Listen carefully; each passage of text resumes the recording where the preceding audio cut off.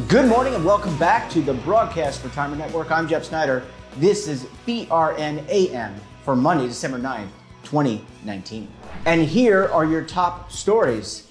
Childcare costs are exploding, and there are now more paths than ever to the C-suite.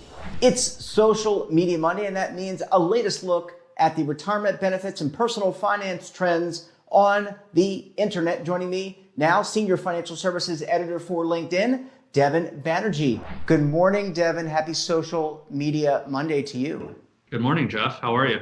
I'm doing well. Hope you had a great weekend. And you're finally, I know last week you were in New York City for a couple of presentations and meeting the staff. And you're back in San Francisco. So I'm so happy that you are now not traveling for the rest of the year. No more traveling for as long as I can manage it. Absolutely. Yeah, it's tough. You went to India, the UK, and then New York. Not short trips by any stretch of the imagination. You are a road warrior. So let's get into it. What's top of mind this week for you? I think you want to talk a little childcare costs? That's right, Jeff. Yeah, really serious topic that we featured as a trending story last week and saw just an amazing conversation, powerful conversation unfold. So among all of the things that Americans are dealing with in terms of costs and spending and their budgets overall, the exploding cost of childcare is starting to really come to the fore.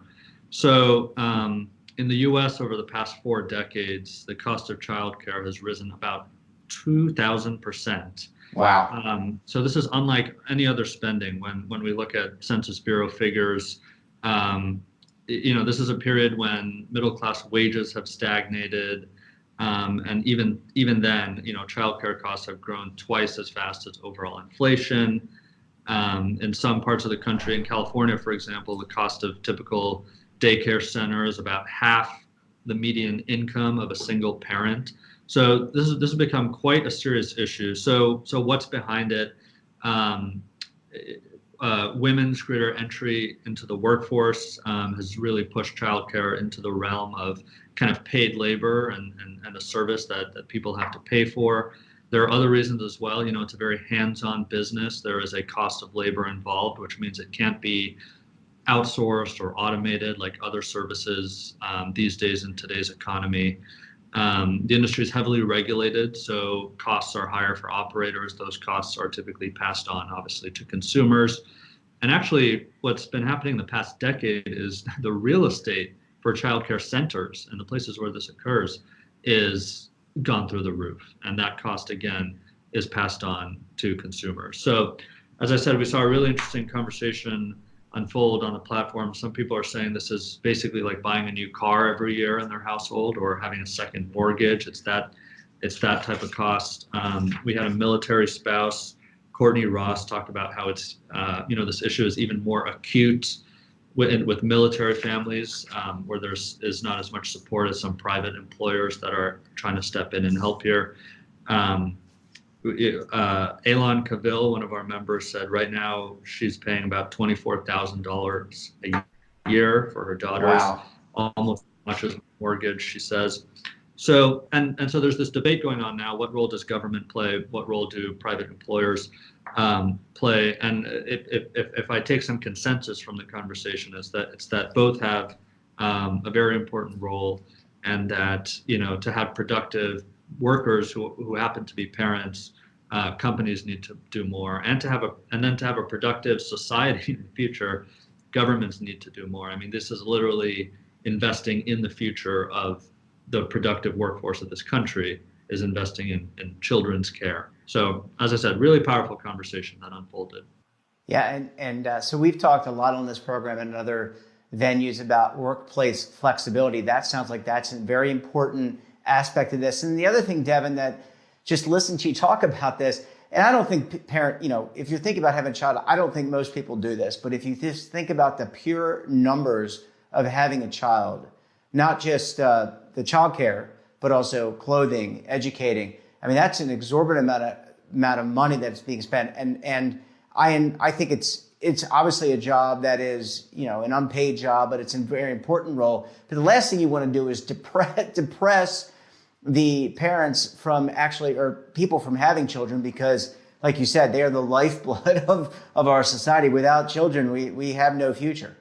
Yeah, and there are these competing factors, such as I mentioned, one of the reasons this has become so acute is that women, by and large, generally, are entering the workforce at higher rates than in the previous generation, when maybe they were the ones doing the childcare at home. So yes, that's driving these costs up, but it's also great for women economically to be going to work. It's great for families. It's totally changing so many other factors in the workforce in a positive way. So things are really evolving with this generation specifically.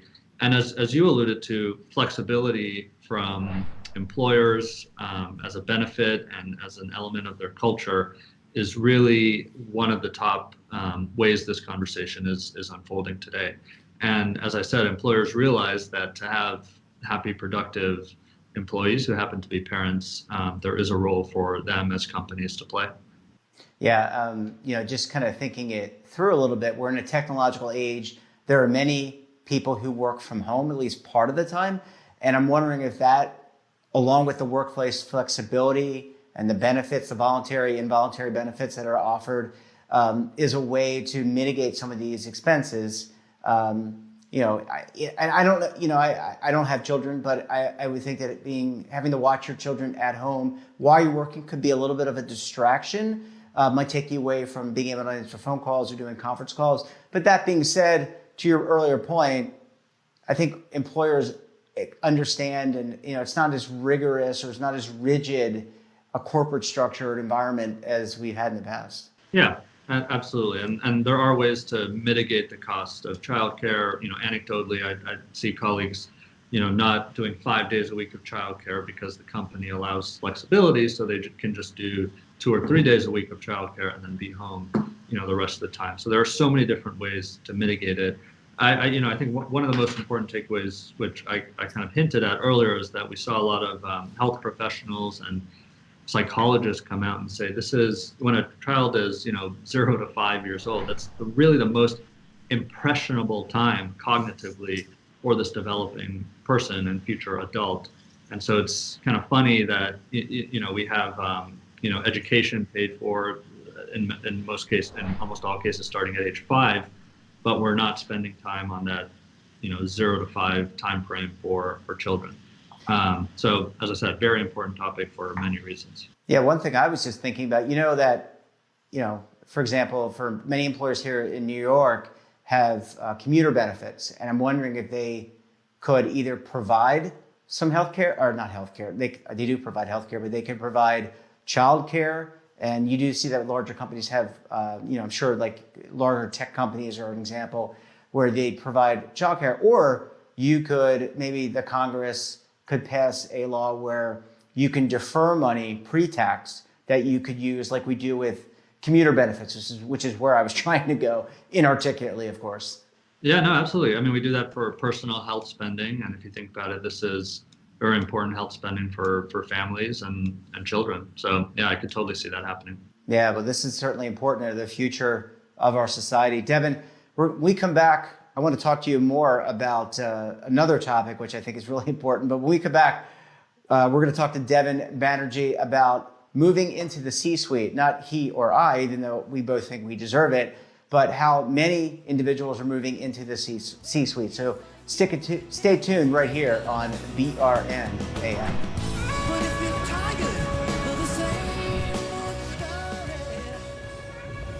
Imagine a new television network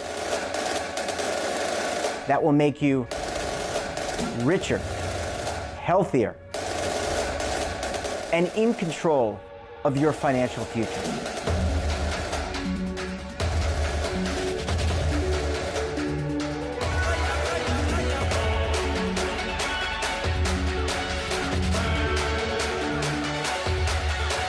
This network is for the policewoman in Nashville, Tennessee, the baker in Dubuque, Iowa, the teacher in Lexington, Kentucky. We want to make the idea of savings and retirement culturally relevant.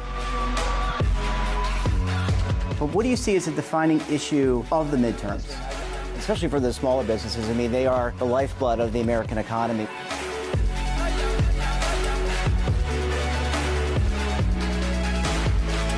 featuring exclusive interviews, current affairs, and docuseries. 33 years old, you retired early. The philosophy is money only matters if it helps you live a life that you love. But you got to start thinking about retirement as soon as you get in. The Broadcast Retirement Network will drive very high engagement with premium partnerships. So this isn't retirement and savings for your parents or grandparents. This is for all Americans. And we're going to change the way you think about money.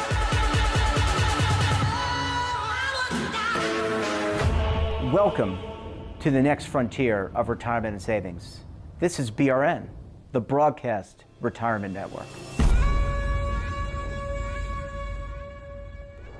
Welcome back. You know, the path to the C-suite isn't as linear as it used to be. Well, at least according to LinkedIn research. We're talking to Devin Banerjee, Senior Financial Services Editor with LinkedIn. Devin, thanks so much for sticking around this morning. Absolutely, Jeff. So we're going to shift from one important topic to the next. There apparently are multiple paths, many paths to make it into the C-suite, which gives at least myself a fighting chance. That's right, Jeff. So we dug into our data here at LinkedIn, and we're finding about 57, almost 60 different ways into the C-suite, a real swelling and expansion of these titles, these chief titles at companies. So some of the fastest growing ones in recent years, this is over the past 5 years in the US, chief growth officers, chief people officers, chief revenue officers. If I go down the list a bit, we see chief diversity officers, which anecdotally I've seen quite a bit, chief innovation officers. So if you think about it, these are really areas where, you know, corporate America and the workforce is going in terms of importance, you know, areas like data and privacy, diversity and inclusion. And CEOs are really saying, I want someone directly on my team, a direct report, someone in the C-suite to be focusing on these issues. And that's really driving the growth of these titles. And, you know, if you look at it, especially if you drill down into certain industries, it really reflects, you know, the pains and challenges of these industries and where they're most focused. So we see in media, for example, a lot of chief digital officers coming on board. You know, that's the future, of course, of traditional media companies if they want to survive and thrive. We see nonprofits scrambling for chief development officers, you know, people who can focus on fundraising with that specialty. So the rise of these titles is interesting. As I said, it really shows where these industries are focused most. One other interesting cut of this data is by gender. We actually found that some of the most popular emerging C-suite titles are where we see higher rates of women in the C-suite. And that's in large part, we think, because there isn't that historical precedent of what someone looks like in that role, and that bias, whether it's unconscious or conscious bias, is not necessarily there. So chief people officers, chief diversity officers, chief clinical officers in the healthcare space, chief experience officers. These are the top titles where we're seeing women actually have the majority of these roles in the C-suite over men. Yeah, that's certainly, that's obviously a very positive trend.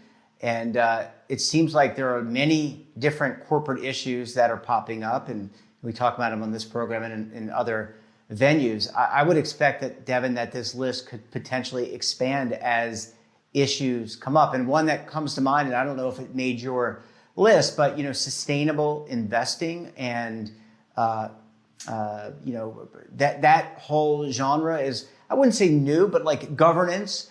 And I'm wondering if those, you have chief compliance officers and chief investment officers. I wonder if that could potentially be a future trend. Yeah, so on our total list of the almost 60, chief sustainability officers are there as a growing title, not in the top 10. But anecdotally, I see chief sustainability officers popping up across the companies I'm speaking with and writing about. And I think you're absolutely right. We will see more titles be created. One of the interesting elements of the conversation that unfolded on this topic on LinkedIn is some people coming out and sharing how they created their own C-suite title. They saw a challenge or a void in their company, in their workplace. They had the expertise or the willingness or the drive to fill that void and to work on it. And eventually they will go to someone like their CEO typically and say, here's this huge challenge we've had. I've stepped in with my expertise and my drive and we should create a formal title around this. And that's how some C-suite titles are created. You know, I mentioned in the last segment, we're talking about childcare, about the rigidity that we have had in the past with corporate organizational cultures. And it's always like, you know, the next very hierarchical in terms of progression. You know, if someone's been in the company for 25 years, they move up the corporate ladder, you know, from the very basic all the way up to maybe even senior level executive. But what this seems to indicate to me is that organizations are flatter and that you don't necessarily have to, that it's a meandering path. And so that gives me, especially someone like me who typically is outside the box, what I would describe as an outside the box thinker, not very linear in terms of my career path, that would give someone like me the opportunity or someone like me to lead and be in that type of role. That's really an interesting point. It actually makes me think that we should take another cut of this data and see whether people in the C-suite are actually moving around different titles and trying different roles, and whether they come to these roles without having spent their careers in those functions, like someone rising up the finance function in a company and becoming CFO. I think a lot of these roles are people whose career paths have been more creative and more fluid. We're seeing younger people in some of these C-suite roles versus the traditional CFO or COO or CEO who's climbed the corporate ladder his or her entire career. So I think you're absolutely right on that point. Yeah, I think it's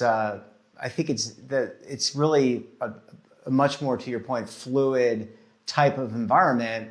And I think that is how, you know, we've talked about this, how you have to reskill and learn. I think as you go through your career and go through life, you're gaining these experiences, and those things can be very helpful in terms of providing leadership. And leadership always isn't always in the same vein. I mean, you have some authoritative leaders who are demonstrative in what they say, and then you have other people that kind of lead and mentor or develop. I think all different styles can work, and it really is a matter of fit. And back to your earlier point about some of these newer created positions, you don't have those, as you said, you don't have those biases that exist to say, hey, well, Jane Doe was in that position. She has these kind of skills. We need to replace Jane with another Jane or another John who matches that. I'm all for change, incremental change. I like evolution, not revolution. But I think that those are things that are important for organizations to consider. Yeah, absolutely. I think corporate America and probably the corporate world in general is just changing so much. You know, if you rewind, 30, 50 years ago, there were probably those set C-suite titles, set paths to those titles. And it's frankly really exciting to see all these different ways into the C-suite today and people who are taking advantage of it to their benefit and to the benefit of their employers. And, you know, we did a story last week with Gerald Young. He's a senior research associate with Center for State and Local Government Excellence. And there are some real difficulties, as you know, in hiring skilled individuals into government. And there are lessons, I would say, here to be learned for the governmental sector, the not-for-profit sector, and corporate America. I think that this is the future, the dynamic aspect of career growth and skilling and reskilling is the future of our society, and especially in these respective areas. That's a great point. I totally agree.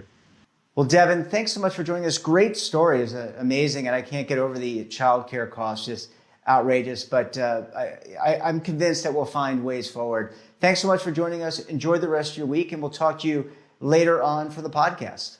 Sounds good, Jeff. Take care. And that wraps up this episode of BRN AM. Hope you found it delightful, enjoyable, and educational at the same time.